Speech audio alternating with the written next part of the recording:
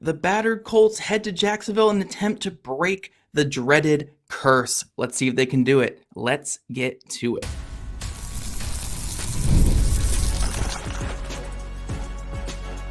You are Locked On Colts, your daily Indianapolis Colts podcast. Part of the Locked On Podcast Network, your team every day.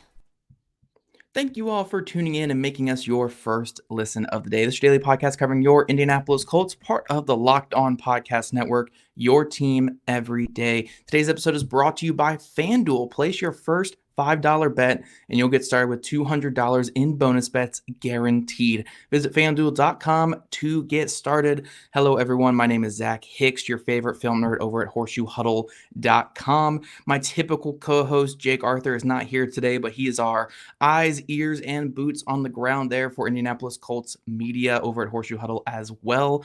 You guys know him. You love him. He's not here today, but I'm sure you'll see him throughout the week here when it comes to covering this game in Jacksonville against the Jaguars.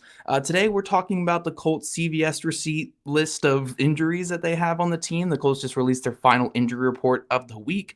So we have that super long list to go through in our first segment. And then we're going to do our final preview on the Colts offense and the Colts defense heading into this dreaded matchup with the Jaguars. So without further ado, let's jump into it. First off, again, this injury list is gnarly right now for this Colts team.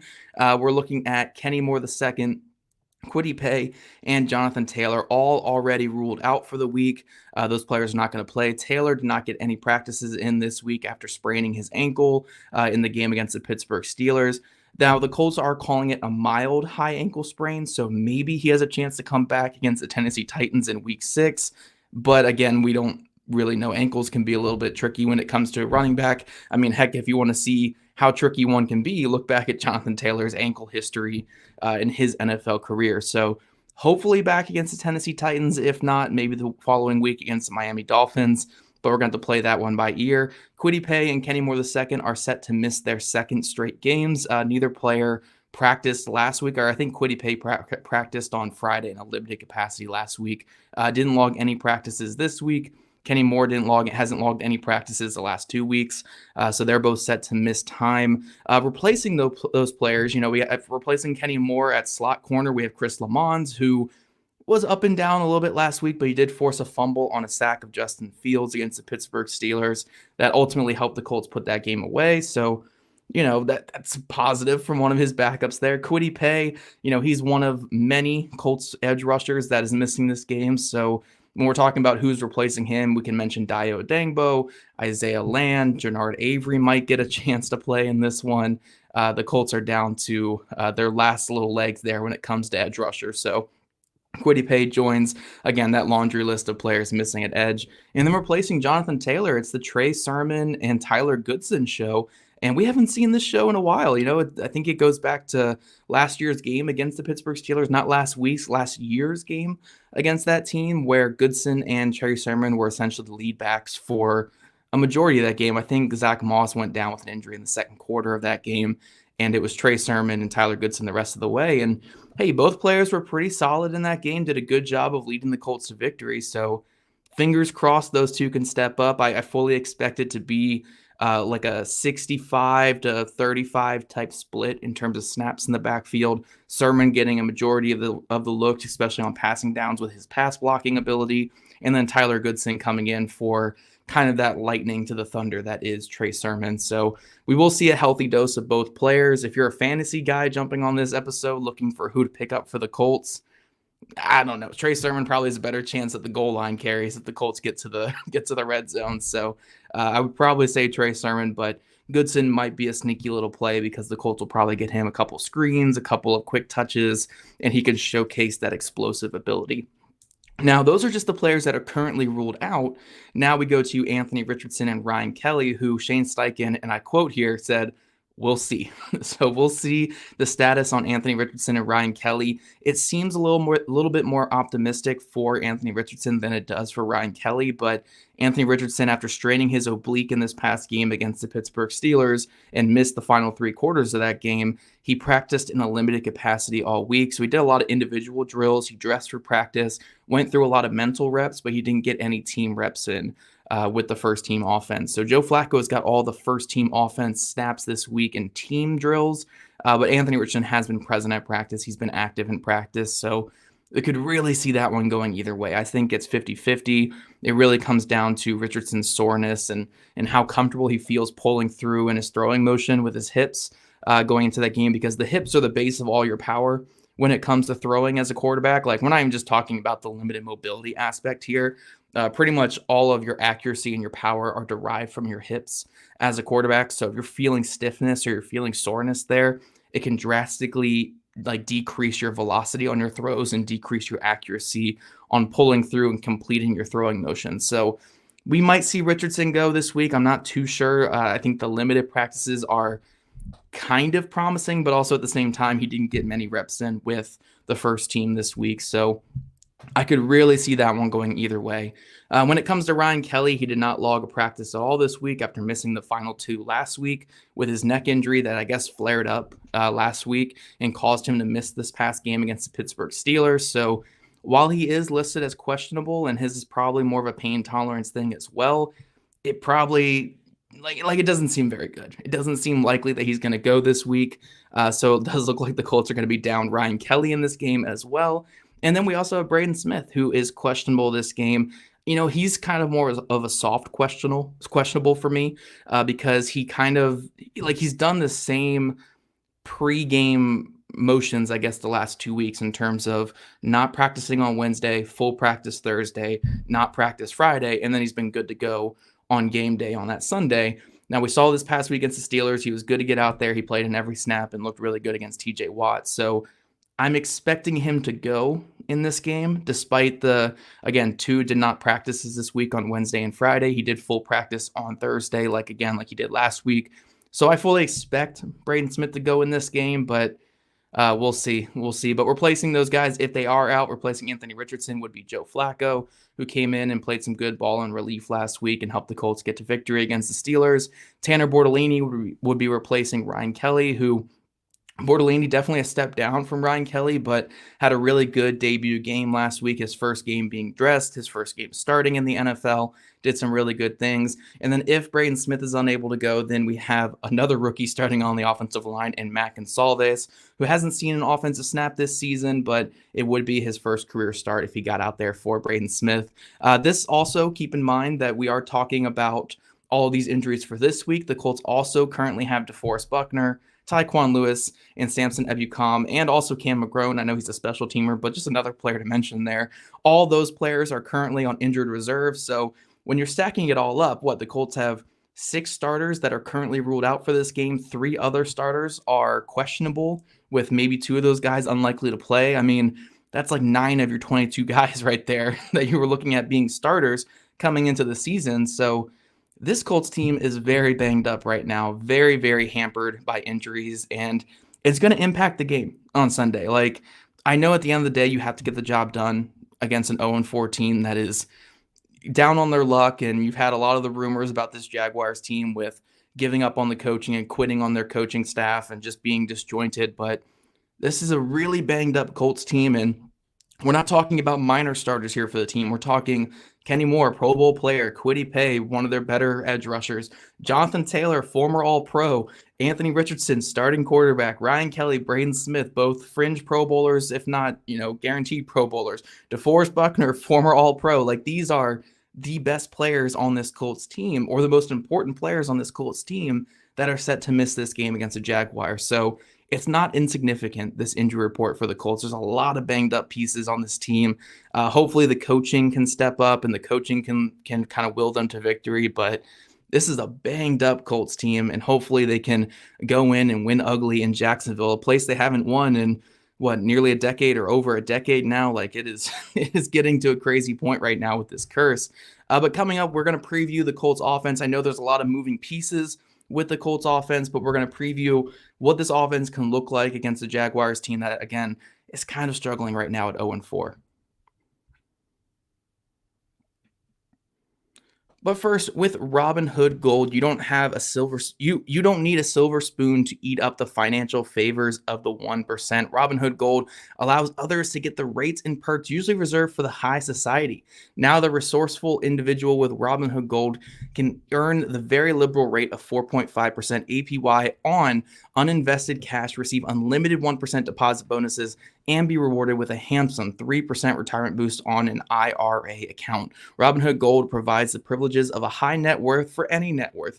Those generous benefits are now available for only $5 a month. The new gold standard is here with Robinhood Gold. Sign up at robinhood.com/gold. Terms apply. The product specific disclosures. Visit robinhood.com/gold. Investing involves risk. Rate may change. Gold membership is offered by Robinhood Gold LLC.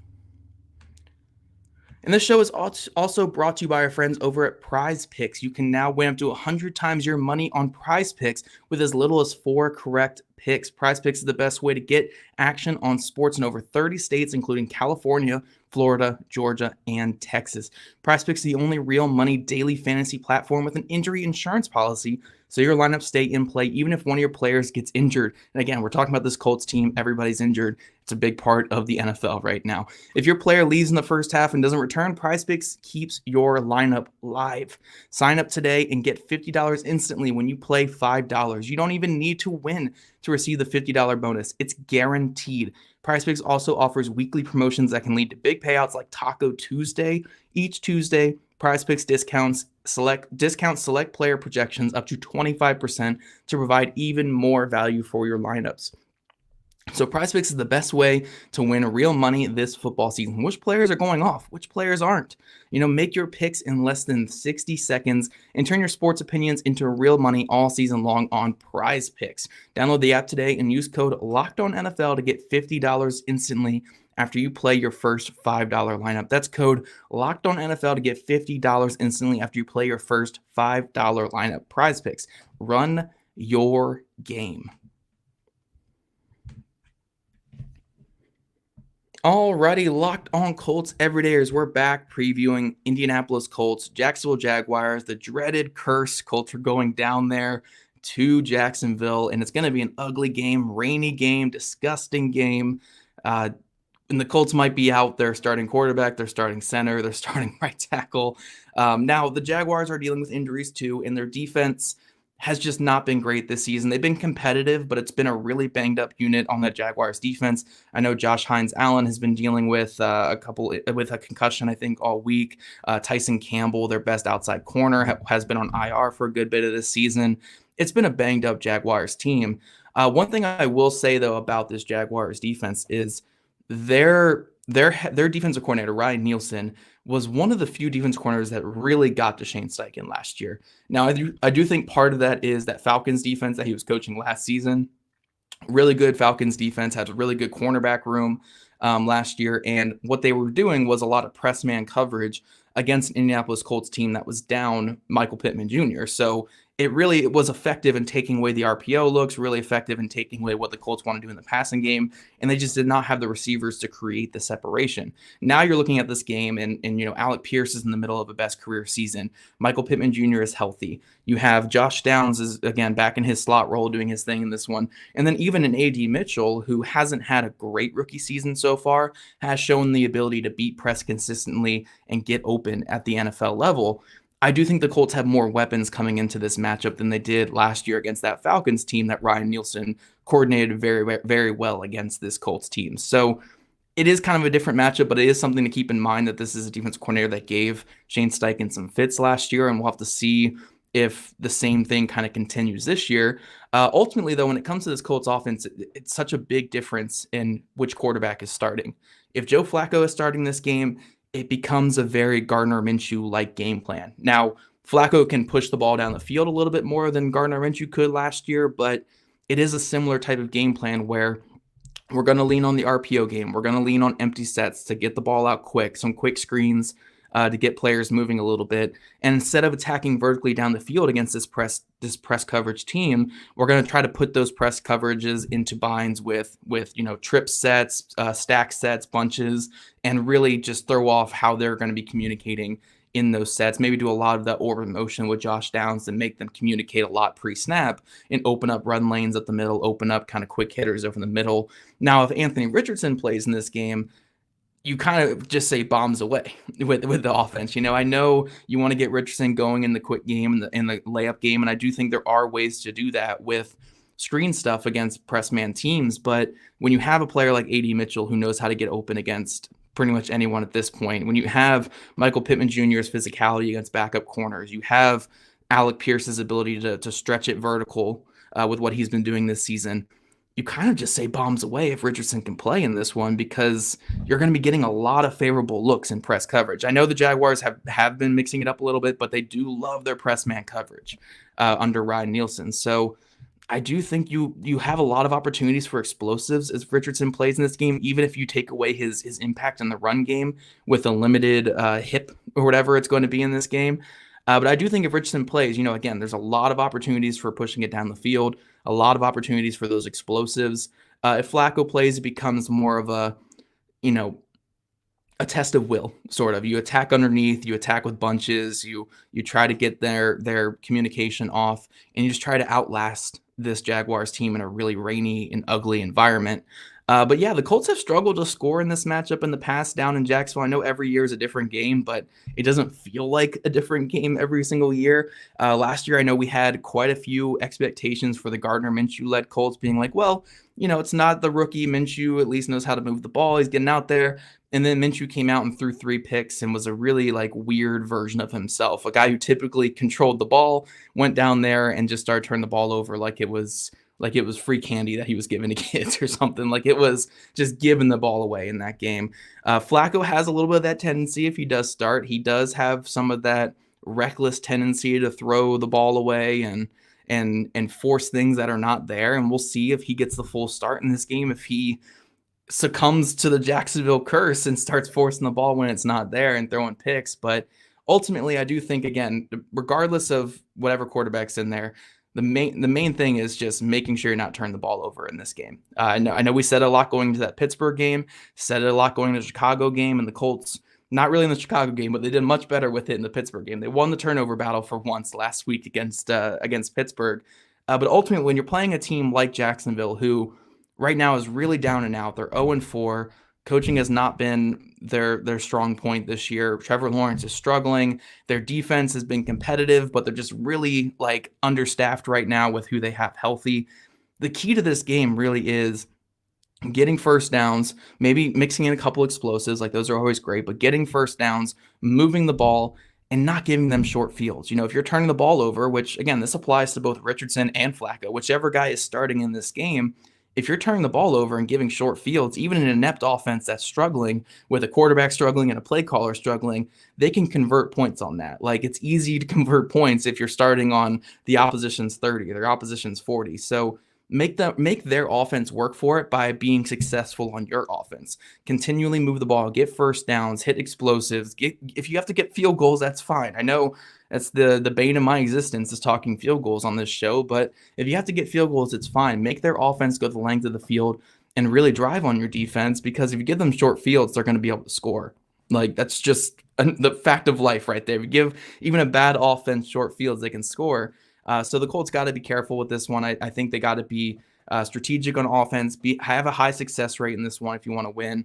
But yeah, again, the game plan really comes down to so many different things, but depending on who's starting at quarterback. Flacco out there, again, quick hitters, lean on a different style of run game too, because you can't really do much in terms of the +1 QB advantage. When Richardson's out there, even if he's not running the ball, every handoff becomes a read option because that backside defensive end has to keep his eyes on him. With Flacco, nobody's really worried about Flacco keeping that ball. So you have to mix in a little bit more RPOs. So there is some hesitancy in the defense to some degree. So there's a lot of different ways the Colts can approach this game on offense. I wish I had more answers for what the Colts are going to do, because again, it's hard to have all the answers when there's so many guys in limbo right now with the injuries. But I do think, again, against a press man defense, a team that's been really leaning on that press man coverage, lean into your advantages with A.D. Mitchell and Alec Pierce, two guys that have shown the ability to beat press this year and get vertical. I do think there is some opportunity for those guys to get down the field, especially if Richardson plays. But even if he doesn't, like Joe Flacco getting out there, I would put my money on. I would put my money on a 180 Mitchell big ball hitting this year, like a big shot hitting this week. I don't know if it's going to happen because, again, these quarterbacks have been so hit or miss when it comes to actually getting him the ball when he wins vertical. But this is such a good matchup for A.D. Mitchell. If he gets out there for even 13, 14, 15 snaps, all it takes is one double move to be a 60-yard touchdown. It feels like they're inches away from that happening. So hopefully this can be the game where, he gets an opportunity backside press man coverage with his ability to win on these double moves and these quick vertical routes. I think this can be a good week for A.D. Mitchell. But again, the connection's been so broken all year. Who knows if that actually hits? But just looking at the game plan, it looks like it can be a good week for A.D. Mitchell. Hopefully that pans out this week. But coming up, guys, we're gonna switch over and transition to the Colts defense. Talk about what they can do to keep this Jacksonville Jaguars offense that has really struggled this year. Just keep them down in the dumps and continually struggling. But first, NFL fans, you can start this season with a big return on FanDuel, America's #1 sportsbook. So when you get a hunch in the middle of a game, you can check out the latest stats, view live play-by-play, and so much more on the same page where you place your bets. You guys will get started with $200 in bonus bets guaranteed when you place your first $5 bet. FanDuel's a really cool place, guys. You can go there. Like I just said, I think A.D. Mitchell has a big game in terms of at least one long catch that might convert for a touchdown. If you're feeling like me where this can be the game where A.D. Mitchell finally converts on one of these vertical passes, put some money on A.D. Mitchell. You can put an anytime touchdown on A.D. Mitchell. Put over 50 yards receiving or something on A.D. Mitchell. Go to FanDuel.com and put down whatever you feel confident in. Again, that's FanDuel.com.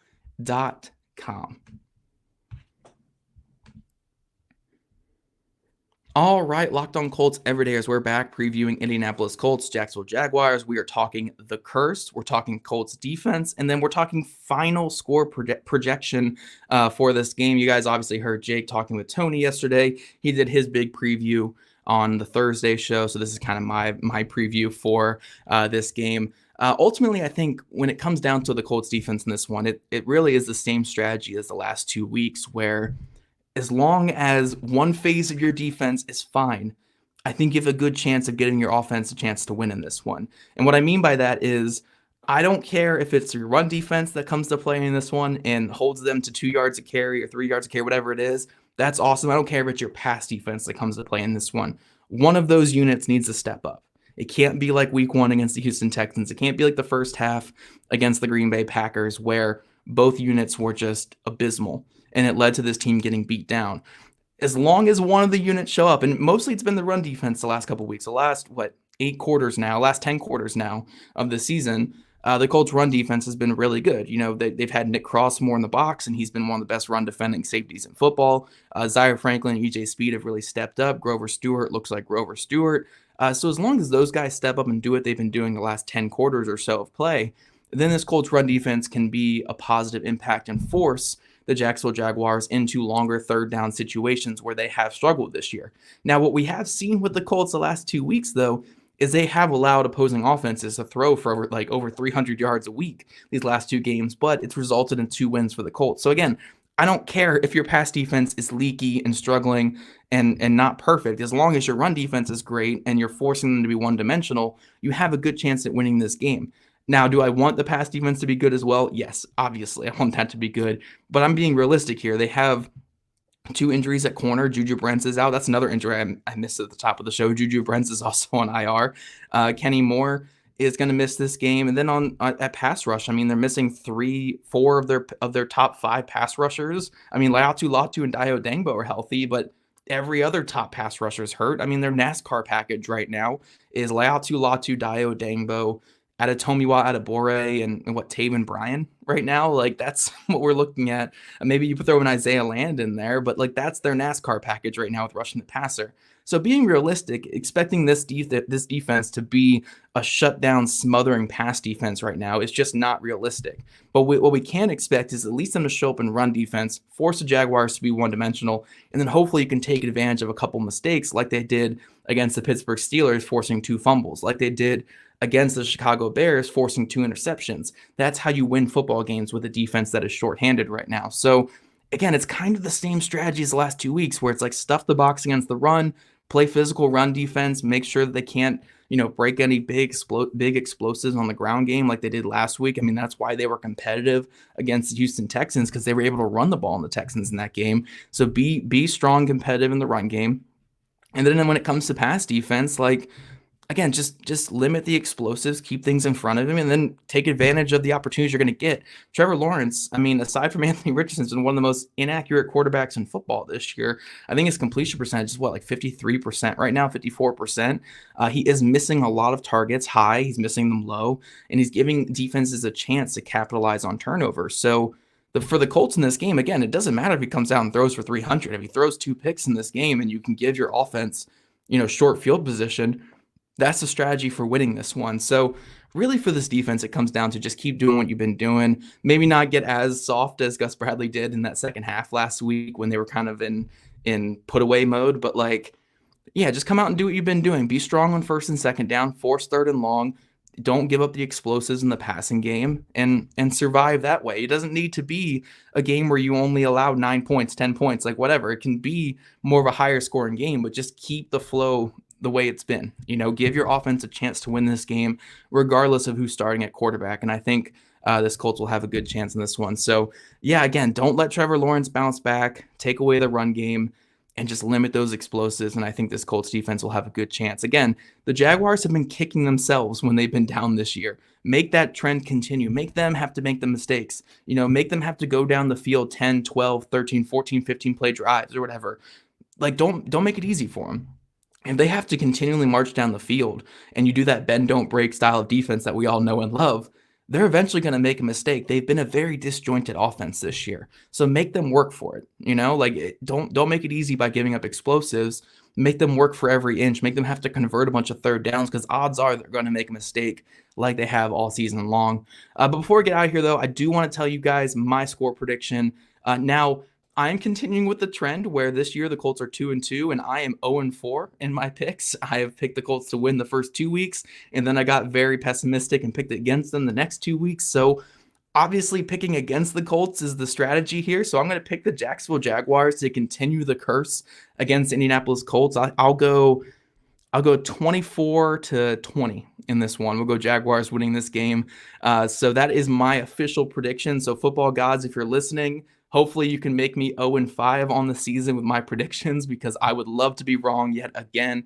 But in all seriousness, I think this is a winnable game for the Colts. You got to take advantage of a team that is just beating themselves up right now. Don't give them that chance to bounce back. It's a good opportunity for the Colts to really get, a stranglehold on second place in the division, while the Titans and the Jaguars have had their struggles to start the year. So hopefully, again, regardless of who starts at quarterback or center or right tackle, or anywhere on defense with all these injuries, regardless of who's starting out there for this Colts team, good teams find a way. If the Colts want to be a good team that is in contention come December and January, they need to win a game like this. So it really comes down to this coaching staff. The good players that are going to be out there, or the star players that are actually going to be on the field, come up, show up for this game, play hard, and hopefully they can get a win against, again, the Jaguars team that's really been reeling. But we'll see. We'll see. We got a cursed environment. We got half the team hurt. The quarterback's one of those guys that are hurt. Like, it is looking like a tough matchup. But I think this Colts team is again, a well-coached team that's finding their rhythm. Hopefully they can carry that rhythm into this game and not stall out like they have in Jacksonville the last couple years. I mean, I still vividly remember that 2018 game where the Colts rattled off like 9 straight wins, 10 straight wins. And the only loss in between all that was a 6-0 loss to the Jaguars in Jacksonville, where they went for it on fourth down like 4 times. They missed a field goal, I think, in that game too. It was just a disgusting game. So we just know how the curse gets down there in Jacksonville. Hopefully the Colts can finally break it. I don't care if it's Joe Flacco, Anthony Richardson, Jason Bean, Sam Ehlinger, even Shane Steichen going out there and playing quarterback. I don't care who's playing quarterback or running back or whatever. Please just break this curse for once. Like, that is all I ask. I think all of you guys are in agreement here. Like, it doesn't matter what it looks like. It can be a 1-0 game. I don't care. Break the curse and we are good. But that's all I have for this week, guys. We'll be back with you on the game after the game on Sunday to break down everything that happened. Again, hopefully it's breaking the curse, but we shall see. I do want to thank you guys yet again, though, for making Locked On Colts your first listen today. For your second listen, go find the new Locked On NFL with 2 shows every day. First, the madman Tyler Rowland kicks off your morning with a double shot of NFL espresso, and then stop by the barbershop with Tony Wiggins for some real NFL talk. Find Locked On NFL on YouTube, wherever you listen to your podcast. And if you guys want to become a Locked On Colts insider and chat with us directly and get that insider scoop, follow the link in our show notes. And if you guys don't already, make sure you're following at Locked On Colts, at Jake Arthur NFL, and at Zach Hicks2, all on Twitter. Also, subscribe to us on YouTube, wherever you listen to your podcast. We love your guys' ratings, reviews, and we'll catch you guys back here after the game on Sunday.